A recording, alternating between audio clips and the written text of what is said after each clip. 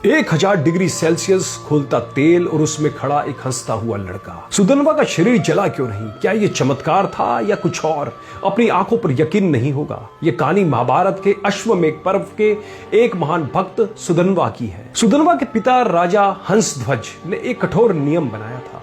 युद्ध के लिए एक सेना तैयार की थी। राजा का आदेश था, जो भी सैनिक या राजकुमार समय पर रणभूमि में नहीं पहुंचेगा, उसे सजा के तौर पर खोलते हुए तेल में जिंदा डाल दिया जाएगा। दुर्योग से भगवत सुदनवा को पहुंचने में देर हो गई। राजा हंसध्वज अपने नियम के पक्के थे। वे धर्म संकट में फंस गए, लेकिन उन्होंने आदेश दे दिया, सुदनवा को खोलते तेल में डाल दिया जाए। 100 मन तेल उबल रहा था, लपटें उठ रही थी। तेल इतना गर्म था कि लोहे का टुकड़ा भी गिरता ही तो पिघल जाता। देखने वालों की रूह कांप रही थी, लेकिन सुदनवा के चेहरे पर कोई शिकन नहीं थी, कोई डर नहीं था। उनके होठों पर एक मंद मुस्कान थी। राजा ने पूछा, पुत्र, क्या तुम्हें डर नहीं लग रहा? सुदनवा ने कहा, पिताजी, यह शरीर नश्वर है, लेकिन मेरी आत्मा उस गोविंद श्री कृष्ण की चरण में है, जिसके नाम से आग भी ठंडक में बदल जाती है। सुदनवा ने अपनी आंखें बंद की। उन्होंने अपनी रक्षा के लिए किसी हथियार को नहीं, बल्कि अपने सबसे बड़े हथियार हरिनाम को पुकारा।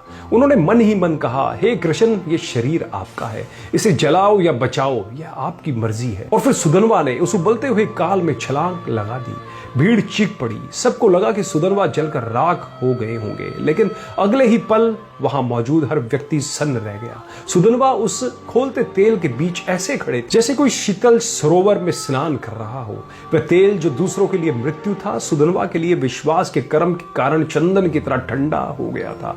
सुदनवा हंस रहे थे, उनका बाल भी बांका नहीं हुआ। उस दिन नास्तिकों ने भी माना कि भक्ति का कर्म दुनिया की हर आग से ज्यादा शक्तिशाली होता है। दोस्तों, यह अनसुनी कथा हमें आस्था का सबसे बड़े 2 प्रमाण देती है। पहला, विश्वास का कवच। जब आप पूरी तरह से बिना किसी शक के ईश्वर पर भरोसा कर लेते हैं, तो मुसीबतें आपका कुछ भी नहीं बिगाड़ सकती। सुदनवा का कर्म उनकी पुकार थी। और दूसरा, डर बनाम प्रेम। डर आपको जलाता है, लेकिन प्रेम, भक्ति आपको बचाता है। अंत में अपने आप से एक सवाल जरूर पूछिए, मुसीबत आने पर आप क्या करते हैं? घबराते हैं या सुदनवा की तरह विश्वास रखते हैं कि मेरा ईश्वर मेरे साथ है? विश्वास रखें, चमत्कार होते हैं।